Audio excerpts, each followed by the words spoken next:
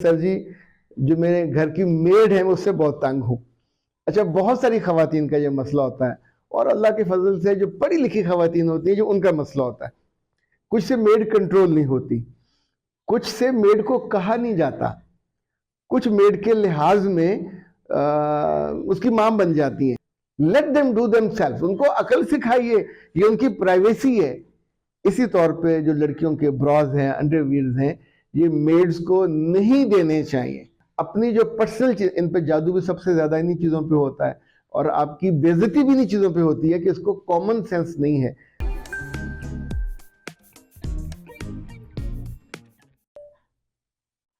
बिस्मिल्लाहिर्रहमानिर्रहीम। खातिन हज़रात, मैं हूं अख्तर अब्बास और मेरा सलाम पहुंचे। नया व्लॉग है। हम पिछले दिनों शेखुपुरा गए। शेखुपुरा में एक ई लाइब्रेरी है, मोहम्मद हुसैन चट्ठा नाम उन्होंने उसका रखा है। ये वहाँ के पॉलिटिशियन थे, लेकिन सरकारी लाइब्रेरी है, बड़ी खूबसूरत और नीट एंड क्लीन। वहाँ लीड्स वालों ने, लीड स्कूल सिस्टम के 200 स्कूल्स हैं, इन्होंने वहाँ अपने ज़हीन तरीन बच्चों के लिए एक फंक्शन रखा था और नाम उसका था खूबियाँ जो आपको खूबसूरत बनाए। अच्छा, खूबसूरत सिर्फ बच्चों को थोड़ी बनना चाहिए, उनके माँ बाप को भी बनना चाहिए।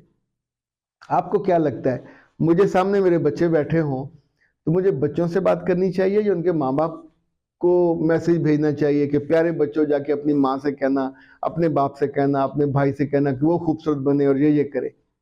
वैसे कॉमन सेंस क्या कहती है, जो सामने हो उससे बात करनी चाहिए। ऐसे टीचर्स थी, they were too good, they were very cooperative, very committed. और उन्होंने अपनी जो प्रिंसिपल साहिबा थी, लिटरली उनका वो जैसे दायां बायां बाजू बन के उन्हें हेल्प कर रही थी। और बच्चों से मिलके मुझे बहुत अच्छा लगा, बच्चों का कॉन्फिडेंस। आप सोचें, कम से कम 60 सवाल बच्चों ने किए होंगे, 60 क्वेश्चन। बहुत दफा ऐसा होता है कि अगर ग्रूमिंग बच्चों की ना हुई हो तो एक सवाल भी मुंह से नहीं निकलता। सवाल करने के लिए भी तो आपको अंदर से सोचना पड़ता है ना कि मुझे ये जरूरत है, मैं ये कैसे करूं, मुझे।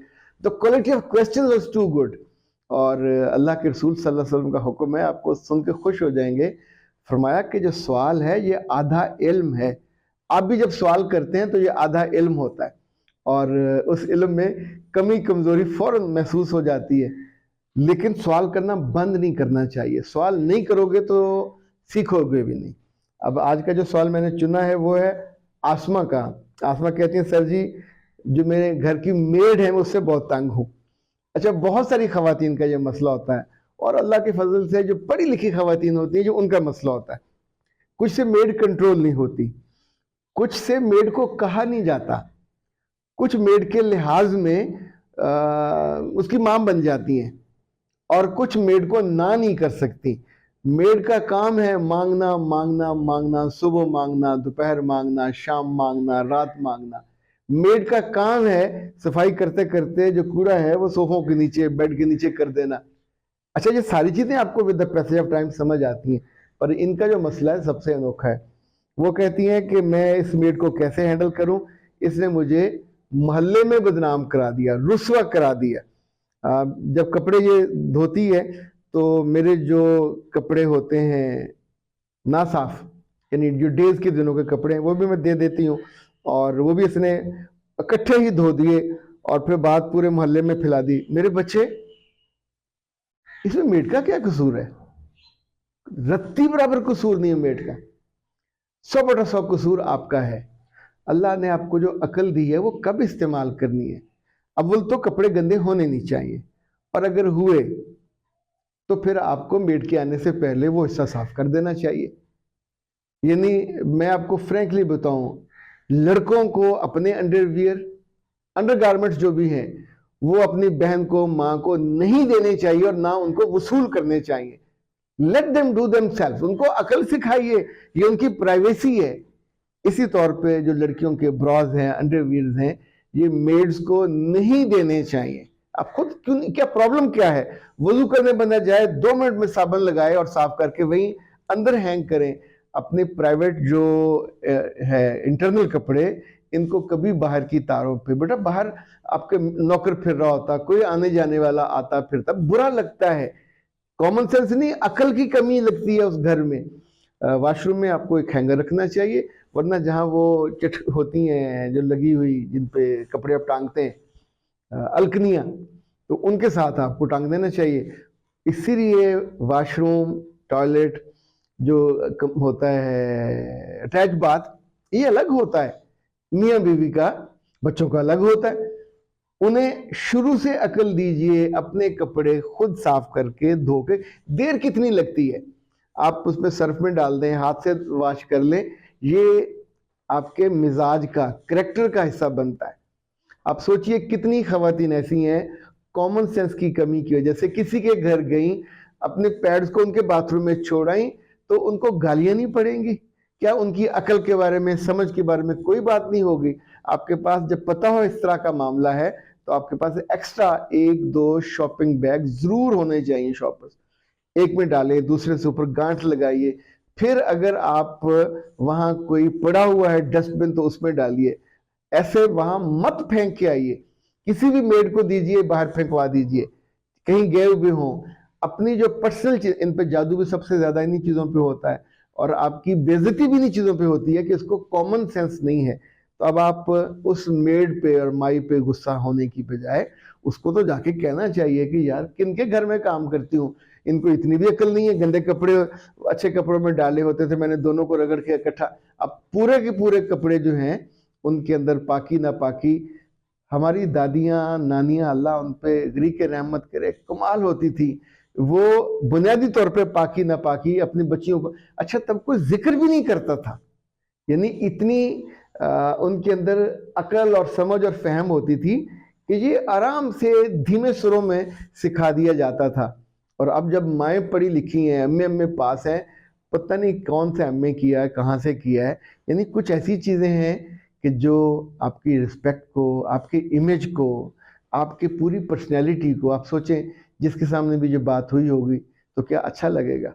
ऐसे आपके ब्राज लटक रहे हों, अंडरवियर लटक रहे हों तारों पे, और नौकरों पास से गुजरे और वो देखे, कहे कुछ ना, तो वो कहीं ना कहीं जाके तो तस्करा करेगा। तो फिर क्या उसकी आप बुराई करेंगे कि ही इज गिल्टी, या आप उसको कहेंगे कि वो बदमाश है, वो ऐसा है, वो वैसा है? मौका ही नहीं देना चाहिए। तो ये मेहरबानी करके उस नौकरानी के साथ मत्था ना लगाइए, अपनी इस कमी बेशी को दूर कीजिए, बल्कि उससे सॉरी कर लें कि बीबी अगर आपसे बड़ी है कि मुझसे ये गलती हो गई थी, आइंदा कभी हो तो पहले से अलग कर लिया करना। अब आप बड़े हो, आप ही ने देखना होता है। यानी अपनी गलती मानने से, सुमेरा कहती है कि सर शौहर को वो फरमाइश करनी ही नहीं चाहिए नाइटी वाली, और अगर करे तो बीवी को पूरी नहीं करनी चाहिए। मेरे बेटे, शौहर है कोई मतलब दुश्मन है? आप उसकी बीवी हो, वो फरमाइश करेगा, उसका हक है, आपको पूरी करनी चाहिए। ये आपका फर्ज भी है, हक भी है। दोनों की जिंदगी खूबसूरत और कंफर्टेबल होगी।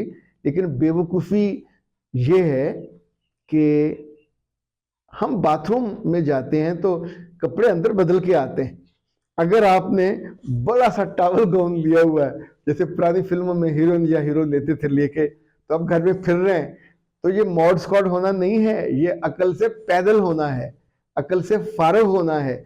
हर आप अकेले हो दोनों रहते तो उसका मैनरिज्म अलग होता है, पर जब आप फैमिली में रहते हो तो मेरे बच्चे, फिर तो बालों में से पानी भी नहीं गिरना चाहिए। फिर आप खुला गला और खुले कपड़े और खुला सर लेके वहाँ नहीं फिर सकते। फिर आप ये कहोगे जी मेरा घर है, यहाँ मैं ये भी नहीं कर सकती, ये भी नहीं कर। हर घर में, इवन सगे माँ बाप और बहन भाई हों, वहाँ भी आपको 10 चीज़ों का लिहाज करना होता है, ख्याल करना होता है। ये ख्याल ही तो आपको खूबसूरत बनाता है। ये जो ध्यान करना है, यूं समझे किसी की निगाह पड़े और उसे बुरा फील हो आपके बारे में, आपकी सोच के बारे में, आपकी हमाकत के बारे में, या आपकी समझ के बारे में, तो क्या आपने हासिल किया? तो इसलिए बाथरूम की चीज़ें बाथरूम में, बेडरूम की चीज़ें बेडरूम में, और जो लोग ड्राइंग रूम की चीज़ें उठा के बेड पे जाके खाना खाते हैं, मुझे यकीन माने वैसे ही लगते हैं। यानी ये लड़कियां हो या लड़के, कभी अलाउ नहीं करना चाहिए। जानवरों वाला काम है, मतलब जानवर होते जहां बैठे खा लिया, अगर टेबल घर में है, छोटा है या बड़ा, वहां खाइए, किचन में खाइए। बेडरूम में चादर के ऊपर फिर उस पर कीड़ियां भी आती हैं, फिर चादरें भी गंदी होती हैं, फिर आपको मतलब क्या क्या मैं आपसे कहूँ। बेहतर है थोड़े कहे को ज्यादा समझे। इजाजत दीजिए। अस्सलाम वालेकुम।